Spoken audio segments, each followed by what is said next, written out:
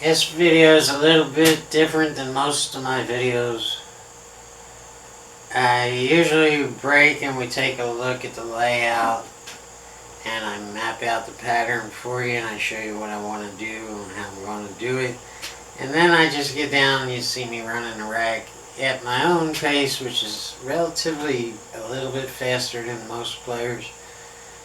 And we don't have much time for me to explain step by step as we're playing what to do, so sometimes I'll put music to it, sometimes there'll be a little bit of voiceover, but not much. And that's just the way we do it. And this time, you're going to see me slow my rhythm way down. And I'm actually going to show you with body language what I'm trying to do with the cue ball.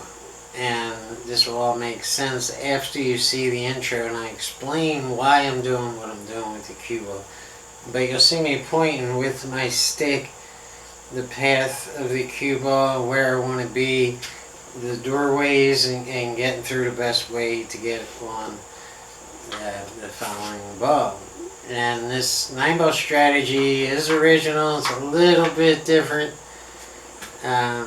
Let me know what you think, and I can post more of these if you want me to. It's called the 7-4 strategy, and it'll all make sense to you by the end of the video. But try it, see if it works out for you, and if it doesn't, then it's just a waste of 10 minutes of your life. It's no big deal. But it will expand your knowledge a little bit, so it's not really a waste. I use it a lot, and especially when my opponent breaks stride, I'm coming to the table with all 9 balls and the cue ball.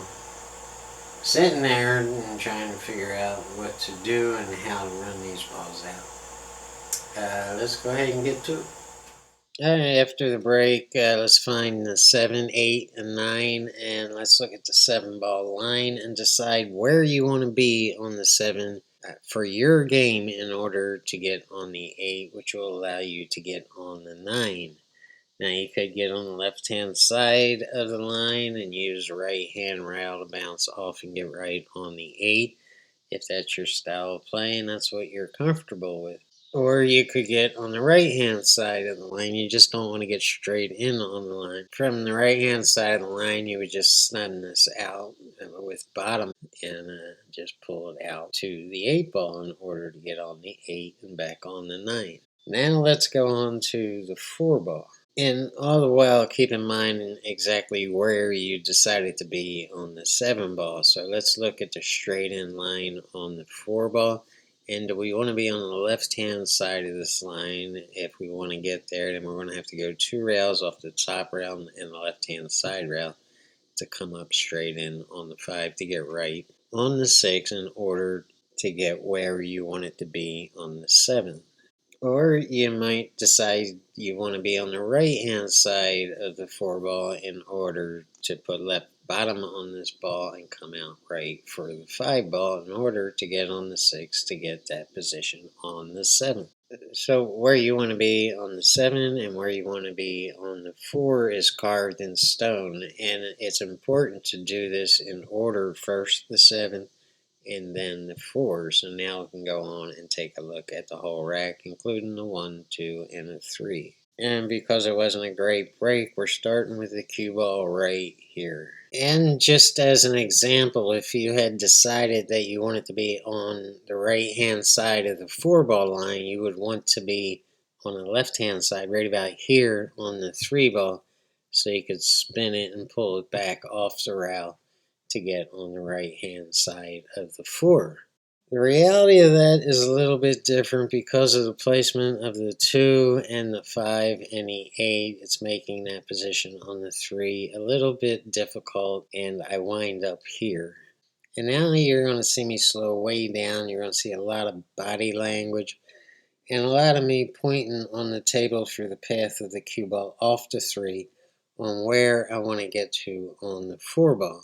And what I'm trying to say is this is a doorway between the 5 and the 4. And in order to get the cue ball through that doorway and back up table on the 4. I'm going to have to put bottom left on this cue ball. The natural angle off the 3 and off the bottom rail, if you just shot it with top on it, is going to go right into this 9 ball, this 9-8 cluster. And you'll be lucky if you have a shot on the 4, and we're not going to play around with that. So we want to get back up table going through this path. And what I'm trying to illustrate by using my stick is that we have to widen this path. This would be the natural path, and we have to widen this angle off the 3 ball to get further to the left-hand side of the table, and that will widen the angle coming off the bottom rail.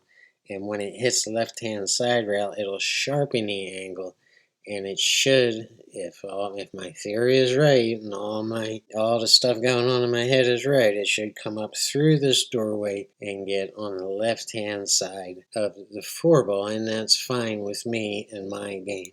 The most important thing in all of this is for you to decide where you want to be on the 7 and the 4 according to your game, not my game. Don't copy me. I want you to do it the way you're comfortable doing it. I can't tell you how many times I was sitting there watching my opponent and thinking, well, I wouldn't have done it like that, but maybe that way is a better way. So I'm actually learning from other people, and we can all learn from each other. This is what the internet was supposed to be. I am not the flawless king of pool, and that's not what I'm here to say. Nobody is. Nobody is. We all make mistakes. I make them every single day. And anyone on YouTube claiming to be the king of pool has its head up his ass and is dealing with his ego, and he's going to get destroyed in the real world.